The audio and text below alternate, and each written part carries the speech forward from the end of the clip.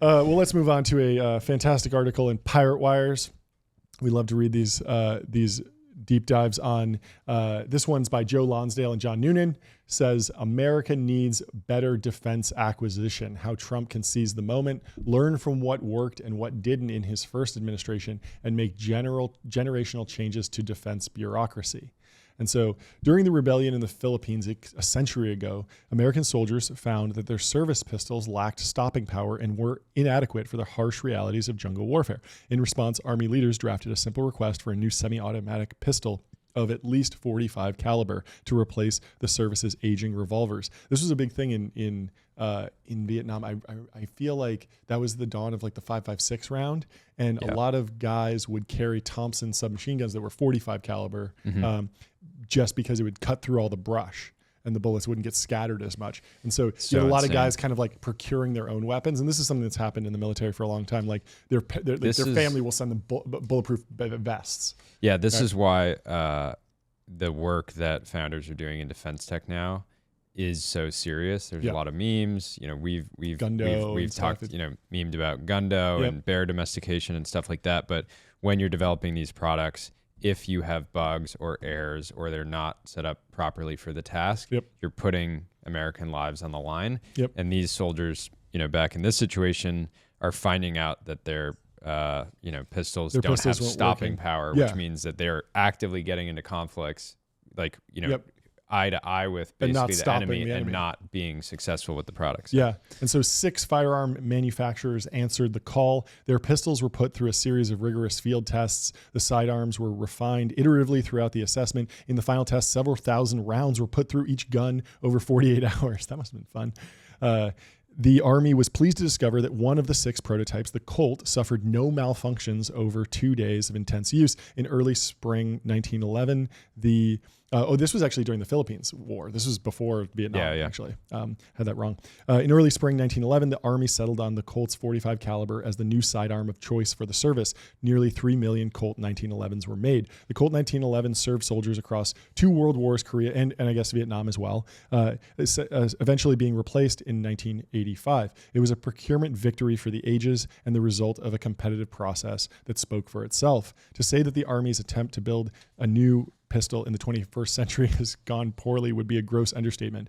The Army's effort to buy a new handgun has already taken 10 years and produced nothing more than 350 pages of requirements, said the late Senator John McCain in 2015. Micromanaging extremely small, unimportant details and Byzantine rules and processes the Army's once followed, many of which are unnecessary or anti-competitive. And so procurement is a mess. Pirate Wires summarizes this by saying the Pentagon purchases more goods, services, and software than all other federal agencies combined, but an ideology of central planning has rendered it ineffective. And here's how the Trump administration can make generational changes. And so Joe and his co-author, John, go on to write, change is coming. The DoD bureaucracy, like all bureaucracies, seeks to sustain and grow itself. Each new inefficiency, like the service pistol mess, prompts shock from Congress. Then to fix the inefficiency, the bureaucracy creates more inefficiency. And we're going to need a new report. Yeah, exactly. This is something I'm worried about. The report generates a need for new analysis and investigation and a new report, and then you're back. And it's a cycle of just information collection versus action. Yeah, it's very, very rough. Like, you're overregulated. You have a problem, and the answer is more regulation. It should be the same. It's funny because this initial process, which is, hey, we're going to give 6 manufacturers the opportunity to produce a next generation firearm. We're going to put them through 48 hours of intensive testing. That's exactly what, and this actually might be surprising to some people, but if you ever are going to shop and buying a gun, oftentimes a Glock will get recommended due to its sort of rugged reliability. And so if you put 10,000 rounds through a Glock and it's been well maintained or serviced, you're going to have very little sort of errors with it. But there's a lot of manufacturers that are actively selling products where it's 1 out of every 100 rounds, has, that you go through, you have some type of error, or it gets jammed, or it's, has some type of issue. And that's the last thing you want. It's okay if you open Apple Intelligence and it's telling you something completely inaccurate about a message that you got. if you're relying on a handgun in a defensive, scenario, and has a 1% error rate, that just doesn't really work. Yeah. And so in 2018, the Pentagon underwent a significant restructuring of its acquisition framework. It resulted in the creation of nearly a dozen new offices. The creation of the DIU, a lean and nimble group based in Silicon Valley with the authority to fund new products, is a bright spot, but the temptation to create new bureaucratic edifices is part of the problem. In the defense world, the Pentagon is the only domestic customer, and so the defense industry is not subject to the same demand forces as the rest of the economy. Programs that wouldn't survive an open competition can thrive if the Pentagon wants them to. Superior products can struggle to break through and are at the mercy of opaque processes. When the Army was searching for a new pistol a century ago, it simply told the best arms manufacturers in the world to build them a pistol, then it tested them in a ruthless competition.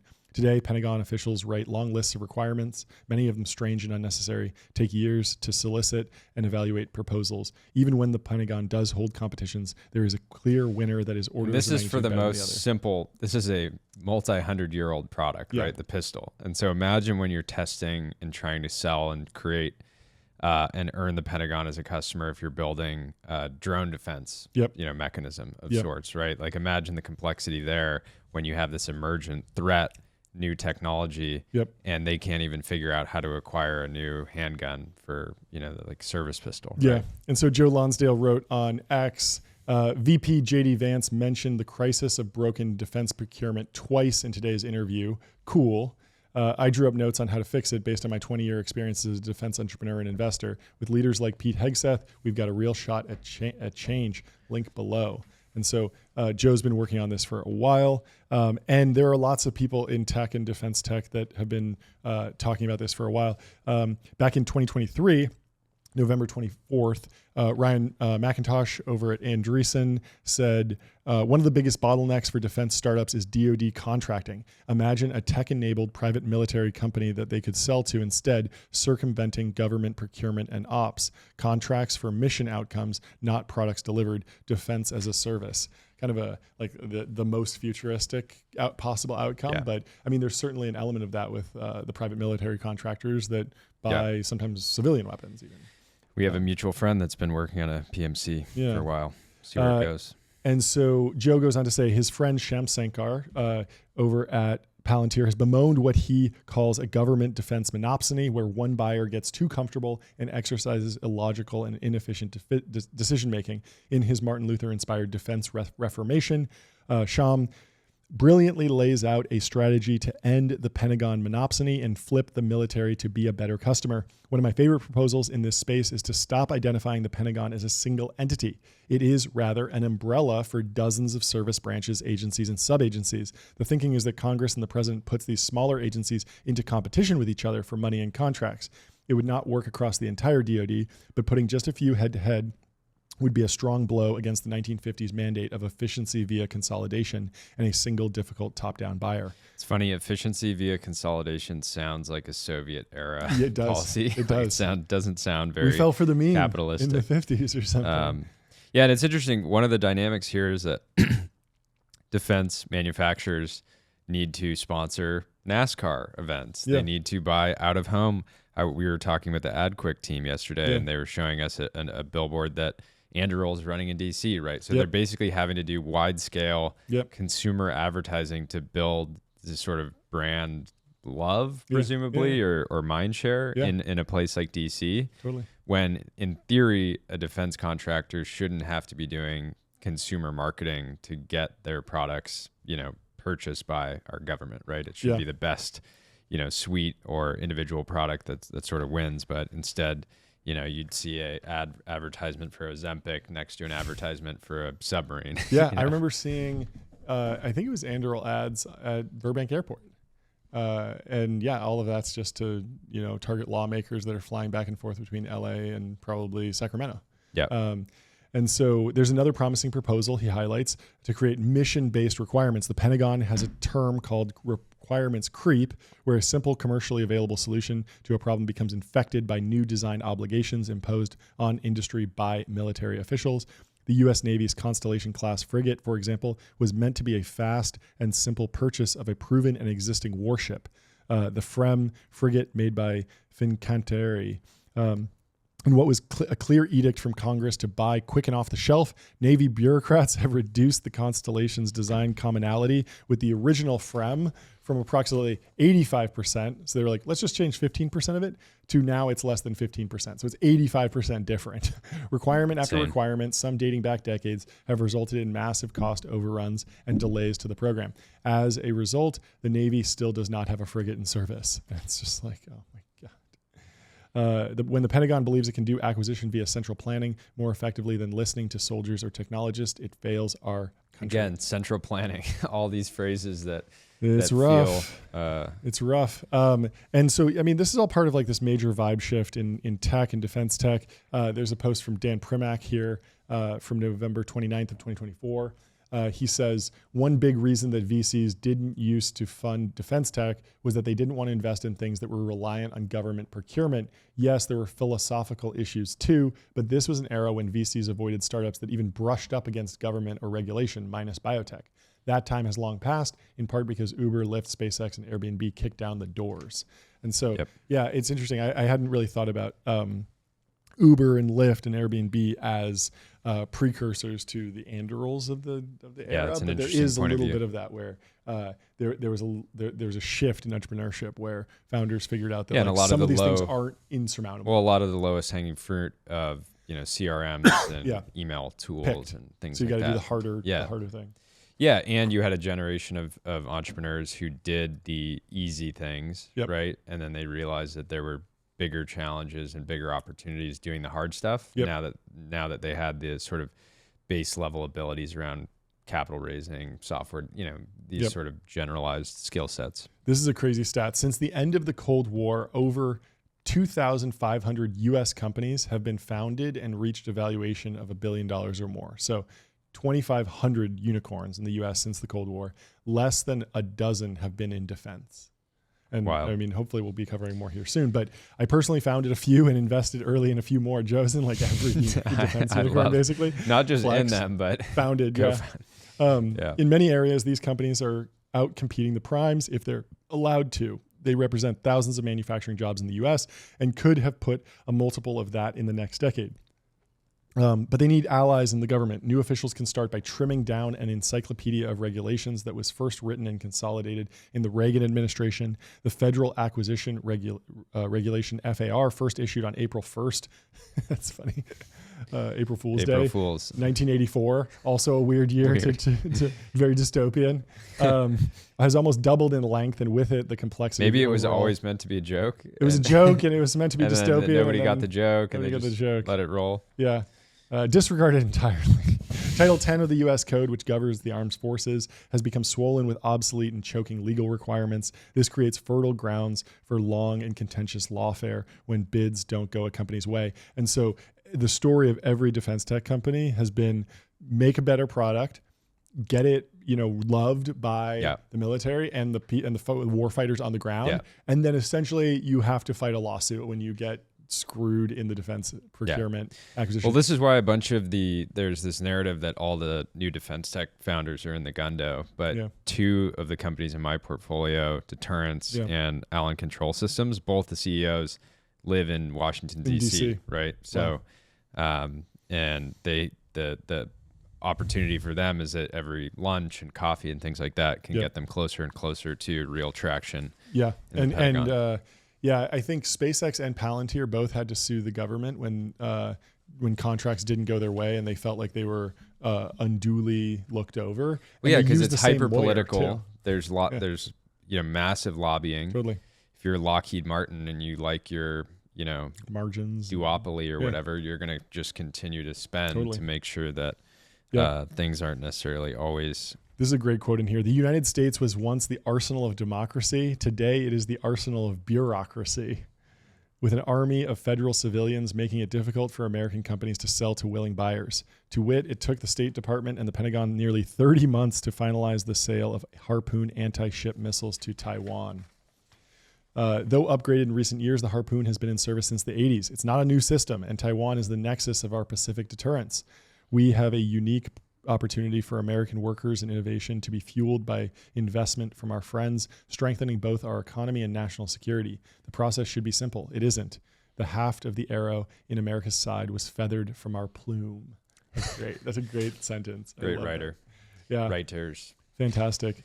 Moreover, the past 3 decades of obsessive consolidating and regulating and subsidizing has undercut the core element of the new administration's foreign policy and national security. Trump has rightly emphasized deterrence, a concept that escaped the outgoing president and his team. Deterrence is a simple framework and does not require a mountain of PhDs to grasp. It means, in plain terms, terrifying adversaries with a combination of iron-forged national will and fearsome weapons that lend that patriotic resolve credibility. It's great. Yeah, one I posted a couple weeks ago that we needed a Project Stargate style project to address the shortage of domestic drone production. Totally. And when you read this article and you understand how long it takes just to sell a single, harpoon to what is it? I mean, no one's talking about Taiwan invading China because China is extremely scary when it comes to deterrence. Yeah. It's like they have all this incredible military technology. It's unthinkable. Yeah, and so I think part of it is getting people like Pete Hegseth back in effectively in power and helping make some of these decisions. People that have actually experienced conflict and getting some of these decisions back into the hands of not bureaucrats but actual operators that have on the ground experience. Yeah, it's pretty cool looking at who's in now. So Pete Hegseth said during his confirmation hearing, competition, it's important, critically important. Silicon Valley, for the first time in generations, has shown a willingness, desire, and capability to bring its best technologies to bear at the Pentagon, a Pentagon that has become too insular and tries to block new technologies from coming in. And then Steven Feinberg, the nominee to be the number 2 at the Pentagon, is a patriot who leveraged his vast business experience. He's more of a private equity guy, but has done a lot of defense deals. I think it's Cerberus, right? And then Emil Michael also went into the administration as well, and he was the right-hand man of Travis Kalanick at Uber, and just a great overall guy. And so we want that Uber energy, that TK energy in the Pentagon and running research and engineering. Totally. I think that is cool. So he closes with, during the Persian Gulf War, the stunning American military victory over the Iraqis, then the fourth largest army in the world, military experts estimated that U.S. military technology was a decade ahead of the Soviets and 2 decades ahead of the Chinese. The world was shocked at the might of then futuristic weapons and state-of-the-art tactics. The new Trump team has a strong wind in its sail. The woke tech giants of the last decade have given way to a new crop of patriotic leaders and innovators. Silicon Valley is poised and ready to join the fight. With a few bold moves, President Trump's promised golden age and a second century of American dominance are within reach. I love it. So go subscribe to Pirate Wires, read the full piece, and follow Joe on X. And let's go to some other posts loosely about defense procurement. So Josh Wolf wrote, U.S. defense tech CEOs urge speedier procurement to counter China. This was from months ago. And everyone has been beating the drum on we need to speed up defense procurement. It's boring, but it's very important.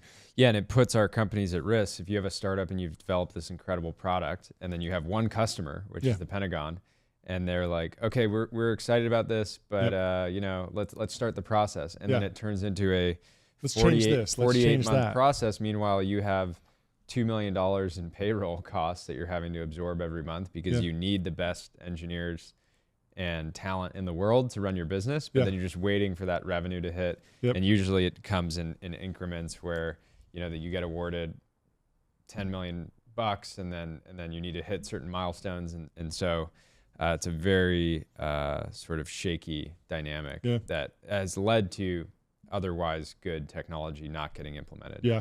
And so even back during the Biden administration, there was an open letter that was signed by Palantir, Anduril, Lux Capital, and others, and they went to meet with the Biden administration, the House GOP, to work on defense procurement. Obviously less relevant now that Biden's out, but still, this is something that's obviously bipartisan and has always been. Patrick Collison had an interesting post here. He took a very academic approach to thinking about defense procurement back in 2017. He says, military procurement turns out to yield interesting management reading, scrutinized from multiple perspectives, lots of pathologies to analyze. R&D is a major factor. He recommends Boyd, Coram, National Defense by Fallows, and Augustine's Law by Augustine. Yeah, so while you're flipping brain rot real content. Patty's reading these esoteric books on defense procurement. And that's why he runs $100 billion company. And, and you haven't raised a seed round you yet. just lost 15 grand on meme coins. Yeah, exactly. It's great. But I got to check out some of those books. That's probably pretty interesting stuff. But yeah, he's always been a real powerful deep diver of the powerful deep diver. Yeah. He would have had a podcast in another life. Yeah. This is an interesting one. Have you seen Pentagon Wars, this movie? No. It's fantastic. So it chronicles the story of the Bradley fighting vehicle.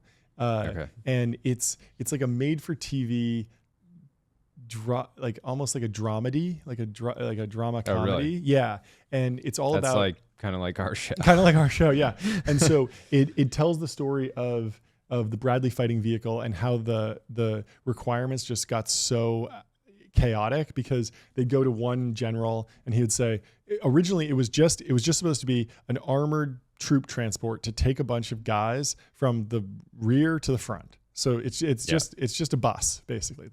But it needs to be fast so it can move. Yeah. It needs a little bit of armor, but nothing crazy. But then of course they talk to one guy and he's like, oh, well, it'd be great if it had a gun on it. And then they're like, okay, let's put a turret on it. And they're like, well, if we put a turret on it, like it's going to carry less guys. And they're like, okay, well, like it also needs to be able to float in water. And so they add that. And then they're like, well, now if it has the turret and it can go in the water, it's going to be much heavier. So it's going to be a target. So now I have to put more armor on it. And so that slowed it down and stuff.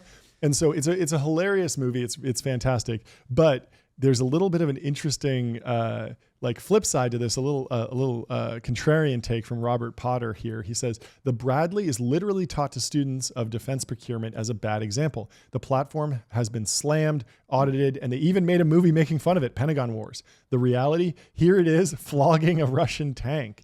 Keep that in mind when people talk about the F-35.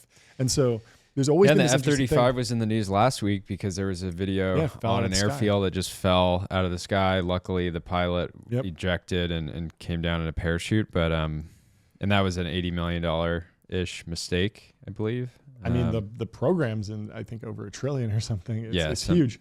But there's always been actually over. It can't be over.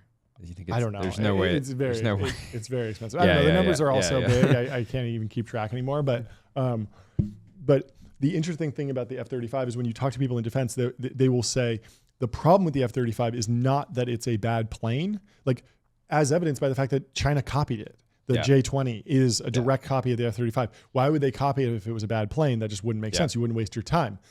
Maybe you could make an argument that like, oh, the R&D is free, so you just copy it because it's valuable if you don't have to pay the R&D cost. But the F-35 is not a lesson in like, oh, we tried and failed to build a better, air supremacy fighter or platform.